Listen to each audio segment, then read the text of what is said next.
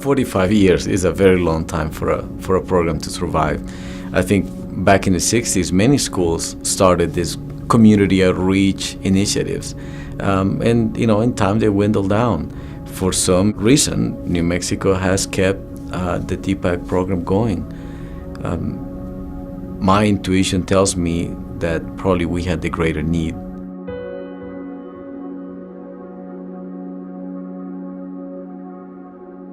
The thing that DPAC does is it reminds everybody of the history and the deep cultural roots in New Mexico, connects the students with New Mexico. I just think that's one of the most important values of the School of Architecture and Planning at UNM is its commitment to engaging the community in the work that students do. DPAC is really about connecting. It has the power to be quite flexible, malleable, and customizable. It has real value. It's part of being an architect, that you are working with the community. The DPAC students are a good group of creative thinkers who come in from the outside and can see something about your community that you've taken for granted. Bus stations, bus stops, parks, buildings, live work studios. I can go on and on about all the different projects we've worked on, and sometimes the students just come up with things that you would never have imagined. And just onto themselves, they're beautiful projects, but then when you actually think about the context of where they go and where they can be and how they add to the city, wonderful work. I would argue the longest and the most varied traditions of community placemaking, in the country, here in New Mexico. It's really about this larger work of investing in our communities, in our local communities, and in the knowledge and history and pride and energy of the local communities.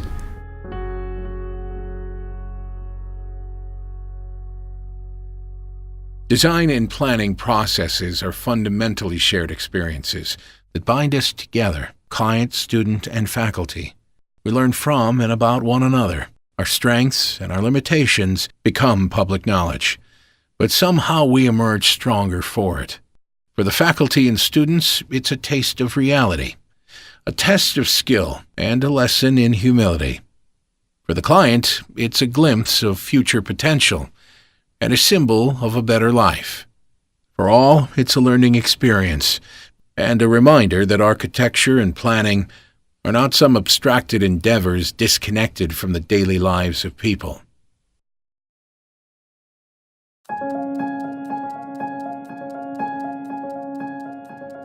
The whole Design Center program had started because in the mid-60s, Whitney Young of the Urban League had gone to an American Institute of Architects conference and essentially laced down the architects for not doing anything about poverty. And the main idea of the design centers was that if design is valuable, and then good design is valuable, then it shouldn't be restricted to just people that could pay for it. DPAC was started by Don Schlegel in 1969.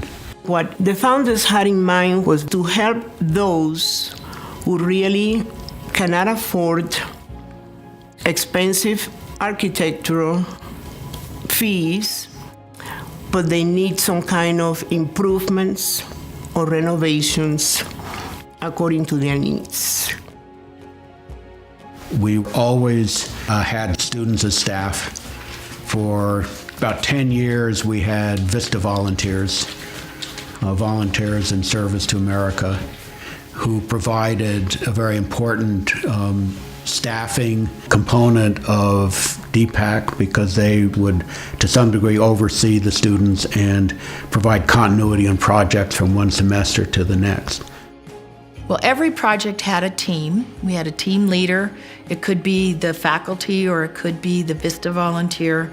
Students were on every team. Students got hands-on experience and learned to do absolutely everything on the project, from looking at the initial scoping, maybe developing a program for a building or a playground, identifying who the key players were, looking at a budget, absolutely everything all along the way, including presenting the final product to the client. One of the fundamental tenets of community design is that it's a process, and that it's a bottom-up, inside-out process. It's meeting the community. It's actually finding what is uniquely theirs and working with them to find a design language that expresses who they are, what they want to achieve, what they haven't even realized about themselves, and help find that place where both the students, the faculty, and the folks that we're working with can actually go beyond what any of us had envisioned to create something that's greater than itself. That's what is so powerful about community engaged scholarship. I think DPAC can really do that for a community when a community is trying to get started in how to go about this, how to think big, how to think, I don't want to say think small, but how to think big and then make that real, make that attainable. Because I think a lot of communities just think, oh, we could never do that. We don't have enough money, we're not big enough. And I think DPAC can help a community figure out how to bring that in and make that a real project. Artesia was the first DPAC project we did with Main Street. And it was a short project. We were there only 4 weeks. But I had a great group of students who were really energetic. We got this group of students together and asked all of our businesses, group by group, to come meet with these students to talk about what was important to their section of the street, knowing that every block all together make a very nice main street, but each have their own character and their own set of needs. And so that's kind of how we did that. And then we sent the students out to investigate and do their own talking and researching and interviewing. It was really a neat process. You can be very tactical by doing very particular things, and that you don't just sort of throw money at a problem, because you don't have money to throw at it. You have resources of people, of their thoughts, of their goodwill, of their hard work, and maybe a little bit of money. I was very impressed with the students' genuine interest in our community. I felt like they weren't just looking at Artesia as an assignment or some project they had to do to graduate. I felt that they had a very genuine interest in the community. That feels very good when you're the community. It reinforced some of the things that we were doing. It helped us make us more aware of what we had learned already with New Mexico Main Street. It's fun to watch the young people work, of course, and they were really enthusiastic, and they came up with a lot of bright ideas in a very short period of time. They did more in 4 weeks than some studios have done in 16 weeks. And then they went on to work in Martinez Town. The community was threatened with relocation to make room for a new Albuquerque high school. You know, we were a poor, disadvantaged community. We did not have the resource base to go hire consultants to help us come up with what our wishes would be. We did not have the political clout with the elected officials. We were being condemned. We were going to be wiped off of the map. Everything that you see, the housing stock, the infrastructure, the park, the senior citizen center, the school, the landscaping, the commemoratives, all of that is part and parcel to DPAC and the effort that DPAC undertook with the residents in the community. It was truly a very unique experience to be able to rebuild, to start from scratch and rebuild your community the way you'd like your community to be That's what DPAC gave the residents, that ability to build their own community.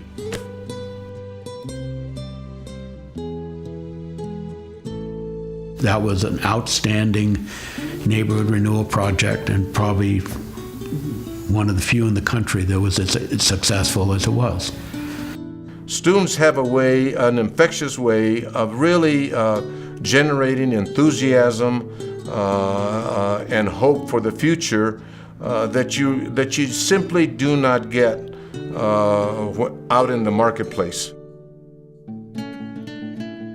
I knew Senator Mary Jane Garcia before this project started.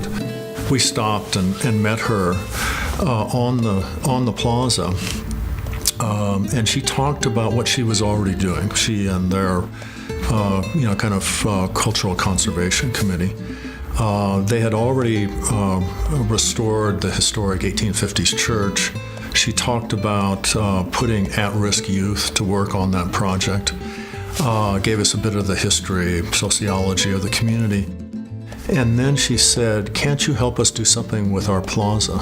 And she gestured to the asphalt parking lot in front of the church. And that was the genesis.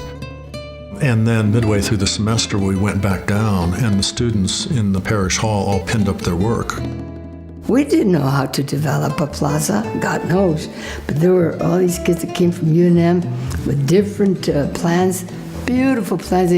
The wall was full of beautiful plans, and they were going to go with the most affordable and the most doable, the most feasible. And the valuable thing about that, I think for the community members, is that the vast majority don't think in design terms, don't think about architecture, landscape architecture. But these very relaxed interactions with the students, with these whole series of options, community members in that and in other settings, their ability to think about these issues and think about the options really starts to match their aspirations for the community. They can really become involved in planning for their community. It was great to see that kind of support. And for that, I thank UNM and DPAC. When you save that architectural gem, when you save that historical structure, when you reinvigorate an older part of a community and see the commerce come back, as we've seen in so many rural New Mexico areas, jobs are created, quality of life is improved, but most importantly, people feel good about themselves, they appreciate that heritage, and that just multiplies itself many times over in so many ways that you can't even measure from an economic standpoint. I really think that's where we are with the downtown improvements. You don't really ignore that. You got to work towards that, and because I think people see the value of it, and so a DPAC is part of that process. DPAC does not live in isolation. The resources that are needed to bring to bear the development of New Mexico in a quality and productive way cost money. And we need to find ways to institutionalize the presence of DPAC going into the future so that other communities in New Mexico can experience what we have experienced in our small community through the support of DPAC, but also can experience the impact that it can have economically on the vitality of communities throughout New Mexico. Yeah, I mean, how often is it that you get 30 or 40 eager students to spend a month or 3 months working on a project in a town? A lot of these towns are underserved in terms they don't even have an architect that lives in the town. So then to have 30 graduate students to come and do the work, and to re-envision things, that's really, really valuable. I don't think we can let go of it because New Mexico needs it so much. We are the only the UNM offers the only professional programs in planning, in architecture and landscape architecture in the state.